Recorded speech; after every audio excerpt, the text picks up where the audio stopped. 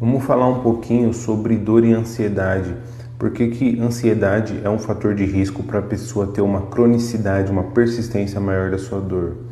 Bom, a gente sabe que a dor ela pode surgir, ela pode acontecer, ela pode persistir, não porque existe um dano real na coluna, um corte, uma lesão, uma fratura, algo um pouco mais grave, mas porque o cérebro interpreta a situação como potencialmente ameaçadora. Então a dor pode ser real ou potencial.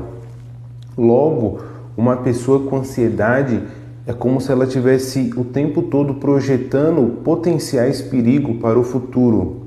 E existe uma região do cérebro chamada amígdala que está ligado com essa parte de ameaça, percepção de ameaça. Logo, se o paciente tem ansiedade, essa região está o tempo todo hiperativada.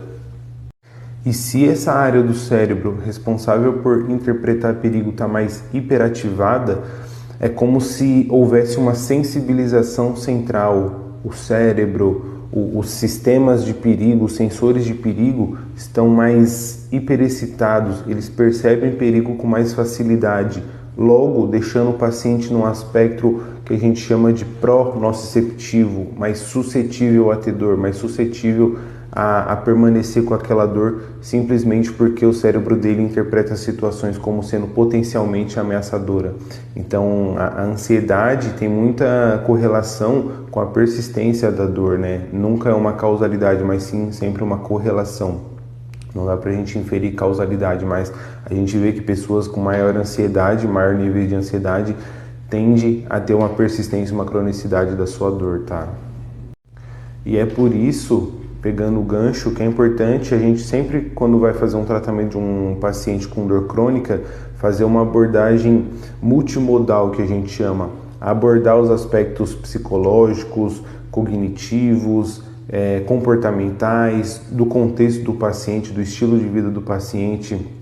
Não tem como tratar uma dor na coluna sem abordar esses aspectos. É como se por vezes a persistência da dor do paciente fosse apenas reflexo de todo esse contexto um pouco bagunçado. Então a ansiedade, às vezes, um dos aspectos comportamentos disfuncionais que o paciente adota durante o período de crise pode ser outro aspecto que está gerando a persistência. Às vezes as crenças de outros profissionais que falaram e agora a pessoa acredita que tem algo grave pode ser outro fator de persistência de dor. Então percebe que tratar dor na coluna vai muito além de mexer na região onde dói, e é bom que vocês entendam isso.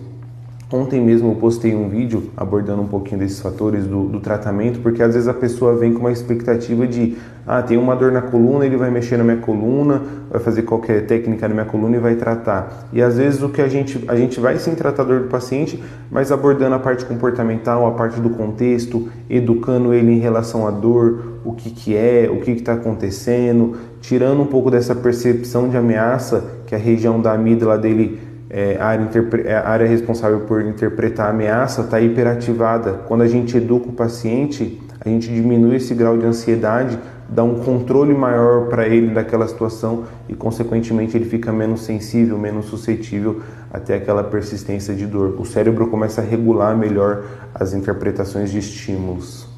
Só complementando aqui então, gente, esse que eu coloquei agora há pouco, informação sobre dor igual maior controle sobre a situação. Só para vocês terem ideia, ansiedade e controle não cabem na mesma situação. Se uma pessoa está ansiosa, ela tem pouco controle sobre a situação. Se uma pessoa tem muito controle sobre a situação, ela tem menos ansiedade. E isso é a forma com que o cérebro funciona. Então, ansiedade e controle não cabem na mesma situação. Por que uma pessoa fica ansiosa para apresentar um trabalho, para fazer uma prova? Porque ela não tem conhecimento suficiente sobre aquilo. Logo, diminui o grau de controle, aumenta o grau de ansiedade. Quando uma pessoa é hiperconfiante, é porque ela sabe muito daquele tema, ela abre um vídeo igual eu estou fazendo e fala simplesmente, sem ter script, sem ter nada para ler, não tem grau de ansiedade. Só para continuar aqui então, quando uma pessoa é hiperconfiante e fala simplesmente, como eu estou fazendo aqui, existe um baixo grau de nível de ansiedade porque existe um alto grau de controle. Eu sei o que eu estou falando, eu tenho conhecimento científico sobre isso que eu estou falando. Então, por isso que é importante a gente educar o paciente em relação à dor. Se ele tem muita preocupação, ele tem um aspecto mais catastrófico, tem muito medo de pegar um peso, medo de movimento, ele só tem medo porque ele desconhece daquela situação. Ele tem muito medo porque ele acha que é extremamente perigoso. Pouco controle, alto grau de percepção de ameaça, alto grau de ansiedade, alto grau de medo. Quando a gente educa, a gente inverte o papel. A gente diminui o grau de ansiedade porque a gente dá controle para ele. Agora ele entende o porquê da dor dele. Ele sabe o que pode e o que não pode, por exemplo. Percebe que tratador vai muito além de mexer na coluna, vai muito além de mexer na região onde dói. É por isso que eu falo, o barato sempre vai sair caro. Quando você busca ajuda especializada, um tratamento especializado em coluna, é um investimento que você está fazendo basicamente para a sua vida inteira. É um processo que você vai passar de tratamento, mas que você vai aprender coisas, você vai ter ferramentas para cuidar e prevenir da sua coluna durante a vida inteira. Tem pacientes que eu recebo mensagem depois de 2, 3 anos de tratamento e continuam se cuidando. Vez ou outra tem alguma crisezinha que é normal também. Toda pessoa crônica que tem dor crônica vai passar por um flare-up, algum pico de dor, mas está tudo bem. Ela sabe o porquê daquilo, ela sabe o que fazer, ela tem ferramentas para estar se cuidando. Então, um tratamento especializado não é um gasto, é um investimento que você faz a médio e longo prazo também, sabe? Então é para a vida inteira.